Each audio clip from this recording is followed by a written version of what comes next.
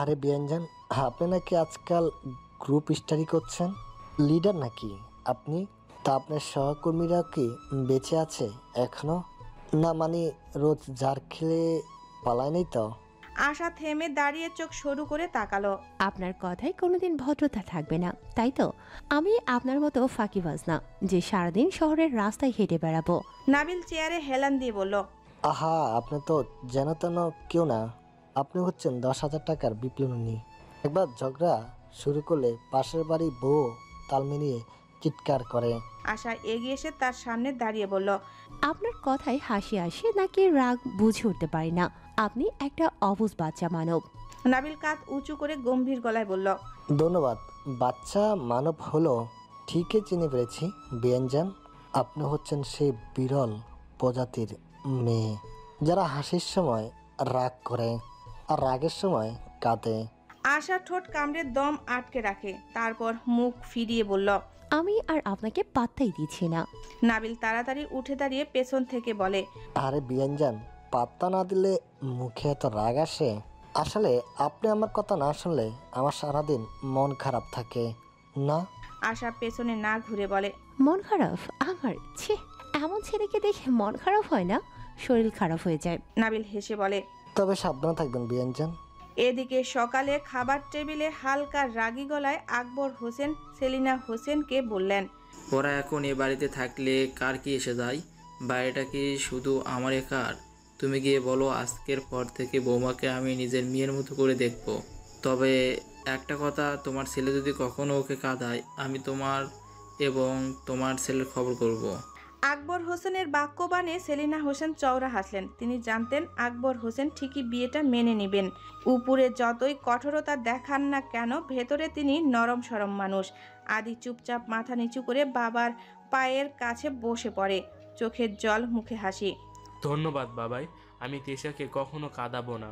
ঘরের আবহাওয়া বদলে যায়। টেবিলে বাতাসে ছড়িয়ে পড়ে রেঁধে রাখা পোলাওয়ের ঘ্রাণ, আর ঘরের কোনায় কোনায় হেঁটে বেড়াতে থাকে এক নতুন স্বপ্ন। পরিবারের মতো শক্ত কিছু দিয়ে ভালোবাসাকে রক্ষা করার স্বপ্ন।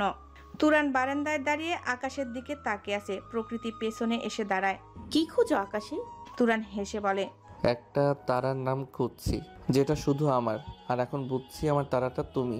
প্রকৃতির চোখ সরিয়ে লাজুক হেসে বলে, তুমি এত সুন্দর কথা বলতে কবে শিখলে? তোমাকে ভালোবাসার পর থেকে শব্দগুলো নরম হয়ে গেছে। তুরান প্রকৃতিকে এক হাতে জড়িয়ে ধরে বলে, তুমি বৃষ্টি, তুমি ধারা, তুমি আমার ভোরের তারা। তোমায় দেখে স্বপ্ন জাগে, তোমার ছায়ায় ক্লান্তি ভাগে। প্রকৃতি মুগ্ধ নয়নে তুরানের পানে তাকিয়ে রয়। তুরান প্রকৃতির ললাটে গভীর চুম্বন এঁকে দেয়। মুহূর্তেই প্রকৃতির পুরো শরীর জুড়ে শিহরণ বয়ে যায়। হৃদযন্ত্রটা অস্বাভাবিকভাবে চলতে শুরু করে। তারা দুটি দেহ এক ঘরে একই বিছানায় থাকে, কিন্তু তাদের মাঝে বাড়াবাড়ি রকমের ভালোবাসাবাসিটা এখনো হয়নি। ওটা এখনো বাকি আছে। তুরান নেশালো চোখে প্রকৃতির অধর পানে এগিয়ে যায়। ঠিক তখনই প্রকৃতি তুরানের ঠোঁটে আঙ্গুল দিয়ে থামিয়ে দেয়। এখন নয়। বিয়ের আনুষ্ঠানিকতা যতদিন না হচ্ছে ততদিন এসব কিচ্ছু আর হচ্ছে না।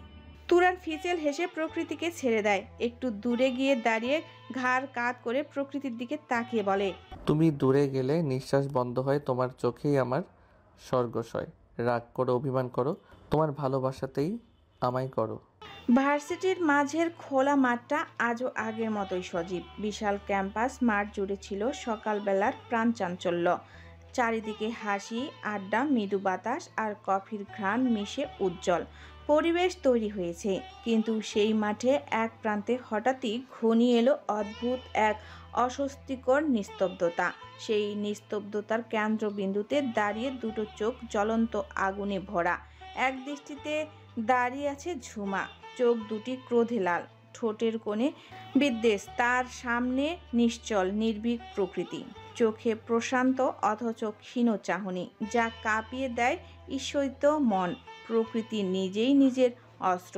ঝুমার ঠোঁট বাঁকিয়ে তার ছেলের হাসি হেসে শোধায়, তুমি তো বেশ চালাক, তাই না? তুরানকে বিয়ের ফাঁদে ফেলে একেবারে নিজের করে ফেললে। ভাবতেই পারো আমি কিছু বুঝিনি।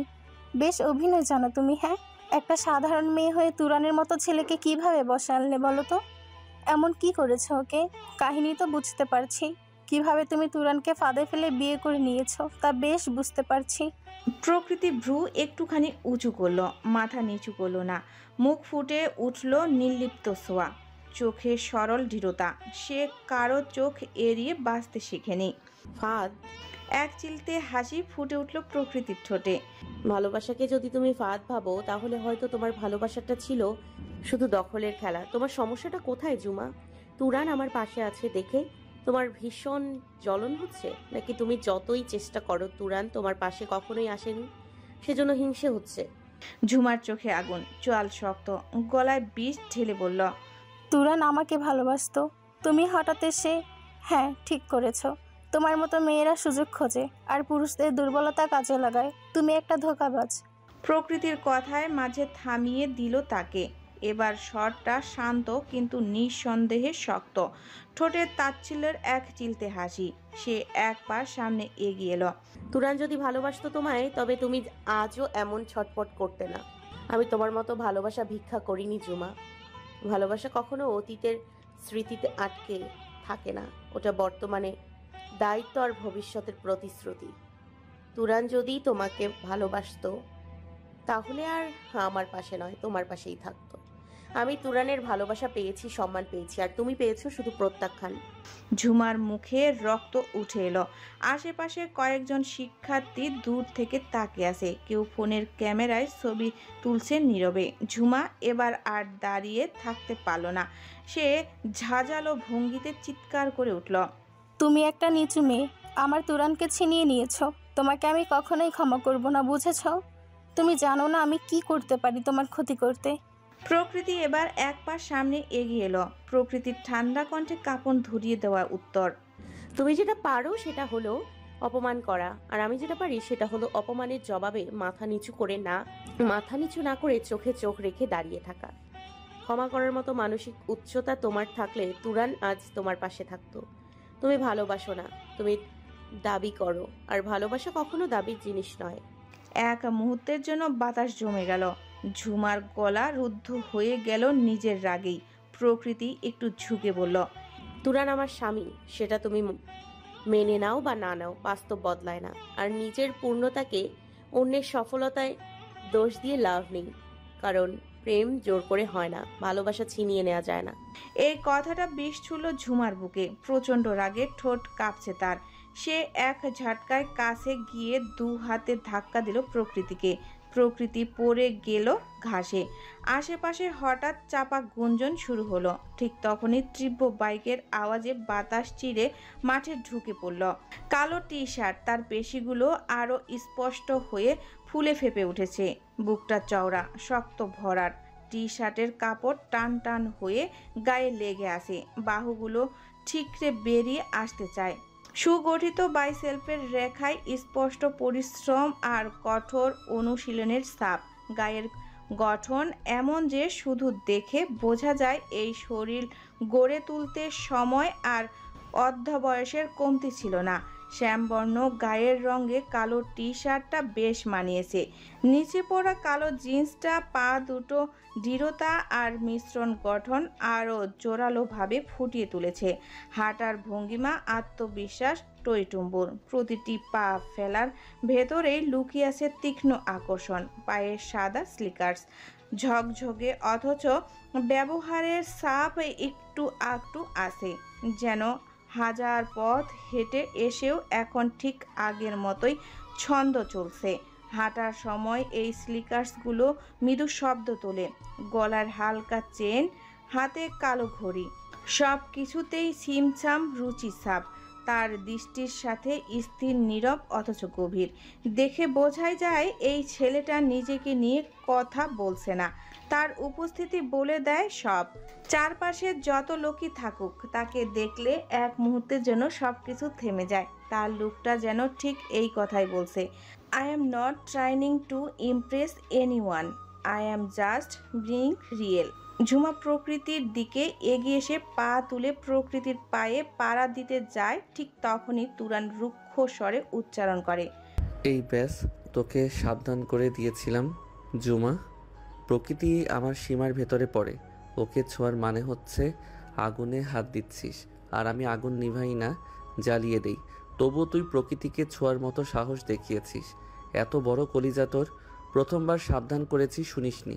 আবার একই ভুল করলে তোর কলিজা টেনে বের করে ওজন করব। দেখব কত বড় কলিজা হয়েছে তোর। শোন, শেষবার সাবধান করে যাচ্ছি। প্রকৃতির আশেপাশেও যদি তুই বা তোর ছায়াকে দেখি, তাহলে এর ফল খারাপ বই কি ভালো হবে না। প্রকৃতির চোখ তুলে তাকায়, চোখে পানি ছিল না, অপমানিত অথচ অবিচল আত্মসম্মান। তুরানের চোখ সরালো ঝুমার দিক থেকে। আগুন ঝরছিল তুরানের চোখ থেকেও। ঝুমার চোখে ভয়, তবুও ঠোঁট কাঁপে ক্ষোভে। তোমার মতো পুরুষও মেয়েদের জন্য অন্ধ হয়ে যায়, তাই বলেছিলাম।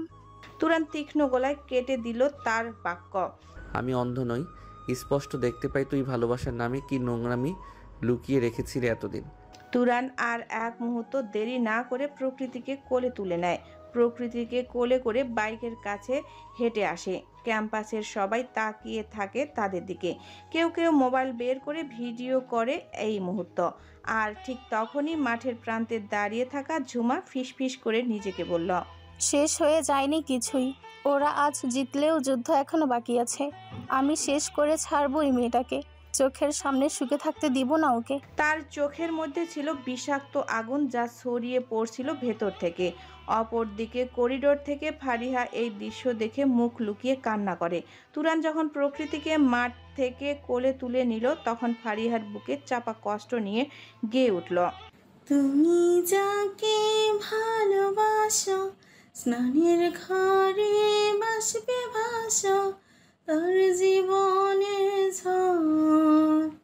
তুরান যখন প্রকৃতিকে কোলে নিয়ে হেঁটে বাইকের দিকে অগ্রসর হয়, তখন ফারিহা ওড়নার আঁচল দিয়ে মুখ ঢেকে গুমড়ে কেঁদে ওঠে। প্রকৃতির দু হাতে তুরানের গলা জড়িয়ে ধরে। ফারিহার চোখ সরিয়ে নেয় ওই দিক থেকে, পিছু ঘুরে গুনগুন করে, তোমার কথার শব্দ দূষণ, তোমার গলার স্বর, তোমার দরজায় খিল দিয়েছি আমার দারুণ জ্বর।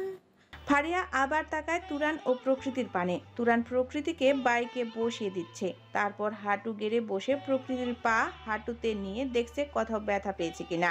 ফারিয়া মাথা নিচু করে গেয়ে ওঠে, তুমি অন্য কারোর সঙ্গে বেঁধো ঘর, তুমি অন্য কারোর সঙ্গে বেঁধো ঘর।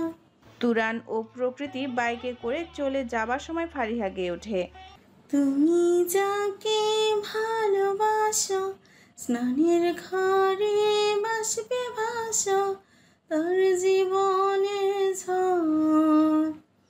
চাঁদের বুকে ধরে নদী, ভালোবাসার অহংকারে ভেসে তো যায়, কিন্তু সূর্য এসে ঠিক ওই অহংকারটাকে শেষ পর্যন্ত কেড়েই নেয়। আর তখনই জীবনটা ব্যথার অন্ধকারে ভেসে যায়। অথচ কেউ বোঝে না যে এই মনটা সত্যি কি উপহার চায়, ভালোবাসা নাকি বেদনা। উড়তে উড়তে পাখি মনে মনে ভাবে, এই বুঝি আকাশে ছুঁয়ে ফেললাম, কিন্তু শেষ পর্যন্ত পারে কি? না, পারে না। আর তখনই ক্লান্ত হয়ে গিয়ে তার ভুলটা ভাঙে আর বুঝতে পারে যে এই সব কিছুই আমার ভাগ্যের পরিহাস। আর তখনই ফেরার পথে ডানা ছাপড়াতে ছাপড়াতে ভাঙা স্বপ্নটাকে অজুহাত হিসেবে খুঁজে নেয় বাঁচার জন্য। জীবনও ঠিক এইরকমই, চলতে চলতে জীবনও ভাবে যে একদিন সব জিতে নেব, কিন্তু নিমিষেই থমকে যেতে হয়। কারণ পৃথিবীতে সব কিছুই জিতে নেওয়া অত সহজ ব্যাপার নয়। তারপর তখন মনে হয় এই সবটাই মিথ্যে উৎসব, মিথ্যে আয়োজন। এই পৃথিবীতে জেতা হারার খেলাটা কেউ আমরা সঠিকভাবে জানি না। শুধু মনটা আড়লে থেকে অভিমানী হয়, আর দুঃখে কষ্ট যন্ত্রণাতে ভরে গিয়ে দু চোখে জল হয়ে বাইরে বেরিয়ে আসে। এটাই বাস্তব সত্য। একটা রেস্টুরেন্টে বসেছিল আশা, সামনে রাখা একটা বই, তার পাশে এক কাপ চা, আর তারই মাঝে চুপিসারে ঢুকে পড়ে নাবিল, তার সেই চিরচেনা লাশ লজ্জাহীন হাসি নিয়ে। এই যে বৈজ্ঞানী ম্যাডাম, কবিতা পড়ে কি আর প্রেম হয়? আশার চোখ না তুলে বলে, হয় অনন্ত, আপনার মতো ফাঁকিবাজের চেয়ে কবিতা অনেক বেশি গভীর। নাবিল চেয়ার টেনে বসে, তবে কি আমি শ্যালো?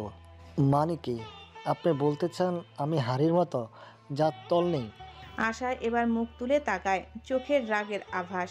না, হারি না। আপনি একটা কাচের বাটি, বাইরে থেকে সুন্দর, ভেতরে ফাঁপা। নাবিল ভোট দেওর দেয়, আবার এসে দাঁড়ায় সামনে। কিন্তু এই কাচের বাটিতে যদি গোলাপ রাখি? তাহলে? আপনি তো ফুল ভালোবাসেন, আমি গাছ। জমে গেলাম না? আশা একটু থতমত খায়, এরপর মুখ ঘুরিয়ে বলে, আপনি তো ফাজিল। এত বাজে কথা কেমনে মাথায় আসে? এটা প্রাকৃতিক প্রতিভা, নাবিল গম্ভীরভাবে বলে, যেটা বই পড়ে পাওয়া যায় না। আশা চোখ পাকিয়ে বলে, আপনার এসব নাটক একদিন ঠিকই লাইভে ট্রান্সমিট করে দেব, অসাধারণ পাগলা কারব চ্যানেলে। নাবিল গম্ভীরভাবে গলায় হাত দিয়ে বলে, আমি রাজি, তবে কন্ডিশন একটাই, আপনি থাকবেন আমার সেকেন্ড লিড, একসাথে পাগল হই। আশা একটু হেসে ফেলে এবার।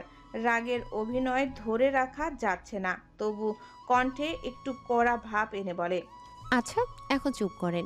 আর হ্যাঁ, আপনার জন্য চাটা ঠান্ডা হয়ে গেছে, এখন নতুন একটা চা নেন যান।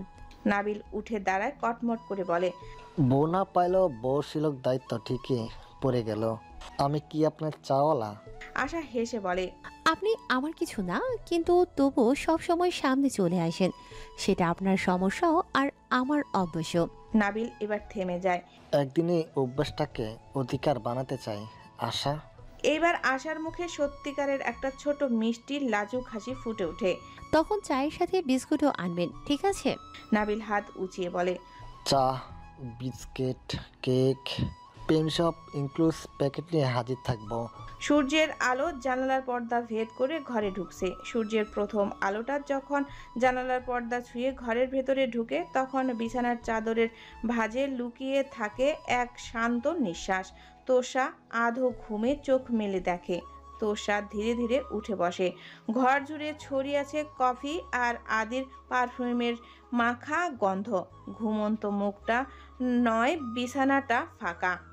পাশে রাখা একটা চিরকুট তার চোখে পড়ে। চিরকুটে কাপা হাতে লেখা, ঘুমাও শান্তিতে। তোমার পাশের মানুষটা আজ বাইরে গেলেও তোমার ভিতরের মানুষটা কোথাও যায়নি। আমি আছি ঠিক যেমন বলেছিলাম, হাত ধরে রাখার প্রতিজ্ঞায়। তোষার চোখের পাতায় এক ফোঁটা জল অনুভব করে। খুব নরম করে কাগজটা বুকে চেপে ধরে। তোষার মুখে একটুখানি হাসি খেলে যায়, যেটা শুধু ভালোবাসার জন্য বরাদ্দ থাকে। তোষা ফিসফিস করে বলে, এত শান্তি কোথা থেকে আনো তুমি? বিকেলের হালকা রোদে ঘরের রান্নাঘরটায় আলাদা মায়ায় জ্বলছিল। তোষার চুলার পাশে দাঁড়িয়ে রাখছে আদির প্রিয় ডিমের ঝোল আর বাসমতি ভাত। চুলে একটু অগোছালো ক্লিপ, কপালে বিন্দু বিন্দু ঘাম, ঠোঁটে হালকা হাসি। হঠাৎ পেছন থেকে আদি দু হাত এসে জড়িয়ে ধরে কোমর। তোষা চমকে উঠে বলে, আরে চুলা জ্বলে যাচ্ছে, আরে দৌড়া দাঁড়াও। আদি গলা নামিয়ে বলে, তোমার শরীরের গন্ধে আমি আগুনে পুড়ে যেতেও রাজি। তোষা, এই যে ঘামের গন্ধ, রাঁধুনির হাতে লেগে থাকা মরিচের গন্ধ, তোমার ভেতরেও তো একটা খড়ের গন্ধ আছে জানো? তোষা মুখ ঘুরিয়ে তাকায়, চোখের জল গড়িয়ে পড়ে। এতটা গভীরভাবে কেউ কখনো তাকে ভালোবাসেনি। তুমি কি সত্যি বিশ্বাস করো আমি তোমার জন্য কিছু করতে পারি? আদি তার কপালে চুমু দিয়ে বলল, আমার জন্য তোমাকে কিছু করতে হবে না। তুমি তো একটা জীবন বানিয়ে দিয়েছো, প্রতিদিন একটু একটু করে। এটাই সবচেয়ে বড় উপহার।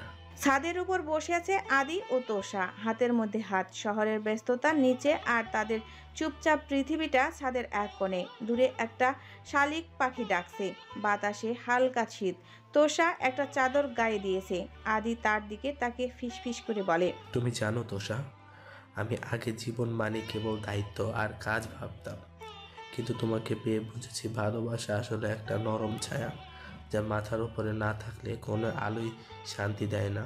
তোষা চোখ মেলে বলে, তোমার ছায়ার নিচে আমি আমার নতুন পৃথিবী বানাতে চাই, এমন একটা জায়গা যেখানে তুমি আমার হারাতে ভয় পাবে কিন্তু হারাবে না কখনো।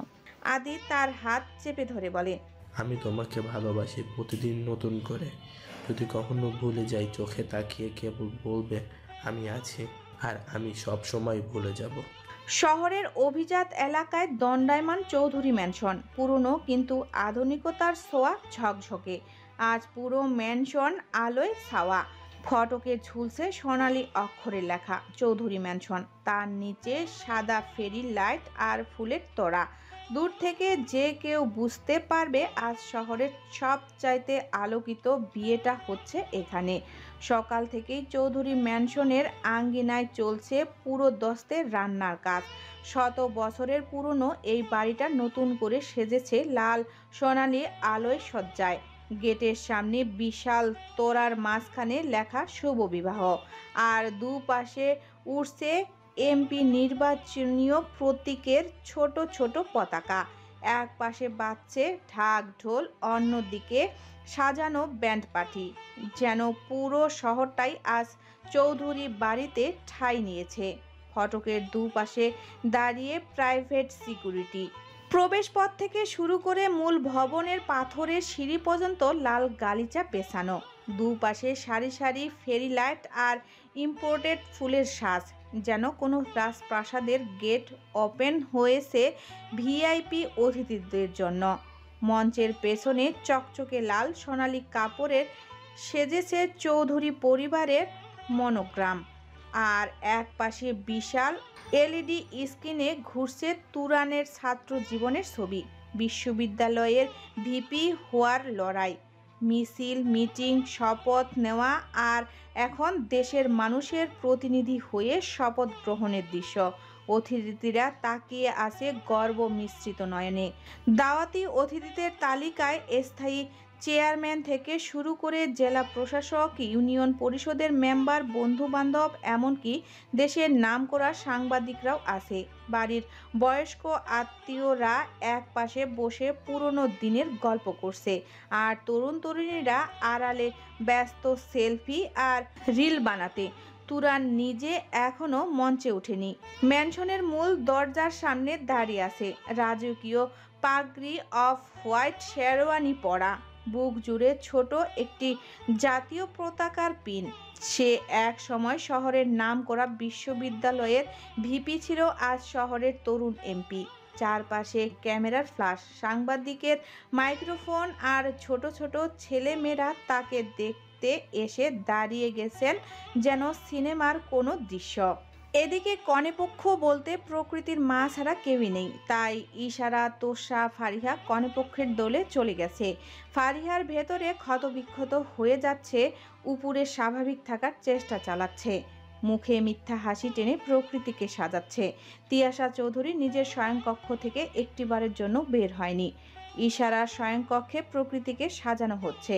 প্রকৃতির মেহেদি রাঙা হাতখানার মাঝখানে বড় করে তুরান লেখা। প্রকৃতির সেদিক পানে অপলক তাকিয়ে আছে। প্রকৃতির লাল হ্যাভিলি এমব্রয়ডারির লেহেঙ্গা পরেছে, হাত, গলা, মাথা ভরা গয়না আর লাল ঘোমটার আড়ালে প্রকৃতির লাজুক মুখ।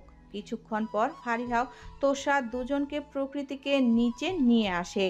তাদের পেছনে ইশারা আসছে। প্রকৃতি যখন একটা একটা করে সিঁড়ির ধাপগুলো পেরুচ্ছিল, তুরানের নয়ন যুগল তখন প্রকৃতিতে নিবদ্ধ ছিল। নেশালো নয়নে অপলক তাকিয়ে রয় তার সহধর্মিণীর পানে। তুরানকে ওভাবে ঘোর লাগা নয়নে প্রকৃতির পানে তাকাতে দেখে ফারিহা দৃষ্টি ঘুরিয়ে অন্যদিকে চায়। না চাইতেও চোখ থেকে টুপ করে এক ফোঁটা অশ্রুকণা গড়িয়ে পড়ে। স্টেজে তুরান ও প্রকৃতিকে পাশাপাশি বসানো হয়। নাবিল, আদি দুজনেই বেশ রসিকতা করছে। ইশারা দূরে এক কোনায় দাঁড়িয়ে ভাবছে রাকিব কথায়, সে আসেনি কেন। ইশারা ফোন বের করে রাকিবকে কল দেয়। রাকিব জানায় সে বিশাল একটা কাজে আটকা পড়েছে, তাই আসতে পারেনি। এর জন্য ইশারা যেন কষ্ট না পায়। তুরানের সাথে রাকিবের শত্রুতার বিষয় প্রতিবারের মতো এবারও ইশারার কাছ থেকে লুকালো রাকিব। সে কিভাবে বলবে তুরানের সাথে তার বন্ধুত্বের সম্পর্কটা আর নেই, তাই আসতে পারেনি। সে তুরানের সাথে কথা বলে না। কিভাবে বলবে তুরান তাকে ইনভাইট করেনি। ইশারাকে আগডুম বাগডুম বুঝিয়ে রাকিব ফোন কেটে দেয়। ইশারা সে সব বিষয় আর না ঘেটে স্টেজের পাশে চলে আসে। তোষা আর আদি মিলে কাপল ড্যান্স করছে। নাচের এক পর্যায়ে তোষা প্রকৃতিকে টেনে আনে, আদি তুরানকে টেনে আনে। একদিকে তুরান ও প্রকৃতি, আরেকদিকে তোষা ও আদি ড্যান্স করছে। তুরান ও প্রকৃতিকে ঘনিষ্ঠ হয়ে নাচতে দেখে ফারিহা সেখান থেকে দৌড়ে বাথরুমে চলে যায়। মুখ চেপে হাউমাউ করে কাঁদতে শুরু করে। কয়েকক্ষণ পর দু হাতের পিঠ দিয়ে চোখের জল মুছে গুনগুন করে গায়, ঝাপসা দু চোখে ধুধু কুয়াশার শুধু আলিয়া শুধু হতাশা। ঝাপসা দু চোখে ধুধু কুয়াশার শুধু আলিয়া শুধু হতাশা। ঝড় বুকে জড়ালাম সেই ঝড়ে তোরি নাম বিন তেরে তেরে বিন সাজনা ক্যা জিনা। তাহলে সে কি ভুল ছিল আমার। বিয়ের খাবারে আয়োজনীয় বিলাসী শহরের নামী ক্যাটারিং সার্ভিস। মেনুতে বিরিয়ানি, হরেক রকম কাবাব, রোস্ট, খাসির রেজালা, বোরহানি, মাটন চপ, দই ফুচকা থেকে শুরু করে শীতল মিষ্টি। অতিথিরা মেনু দেখে অবাক। অতিথিরা ফিসফিস করে, ছেলে আগে ভিপি ছিল, এখন এমপি। চৌধুরী বাড়ির মতো বংশধর আছে কয়জনের? এটাই বোধহয় সবকিছু সারমর্ম। বিয়ের পর স্টেজে বসে নতুন বরকনে। চারপাশে ছবি তোলার ভিড়। কেউ ফুল দিচ্ছে, কেউ ক্যামেরায় লাইভ করছে। তুরানের গম্ভীর মুখে হাসি। ক্যাম্পাস থেকে সংসার, শহরের রাজনীতি সব কিছু ছুঁয়ে আজ তার জীবনের নতুন অধ্যায়। রাত গভীর হলে অতিথিরা একে একে বিদায় নেয়, কিন্তু চৌধুরী ম্যানশনের আলো নিভে না। গেটের গাঢ় অক্ষরে লেখা চৌধুরী ম্যানশন আরও উজ্জ্বল হয়ে ওঠে, যেন শহর জুড়ে ঘোষণা দিচ্ছে চৌধুরী বংশের আরেকটি গর্বিত প্রজন্ম এখন সংসারের নতুন দায়িত্বে। ক্লান্ত শরীরটা নিয়ে বিছানাতে বসলো প্রকৃতি। তার পাশে ইশারা, ফারিহা ও তোষা বসলো।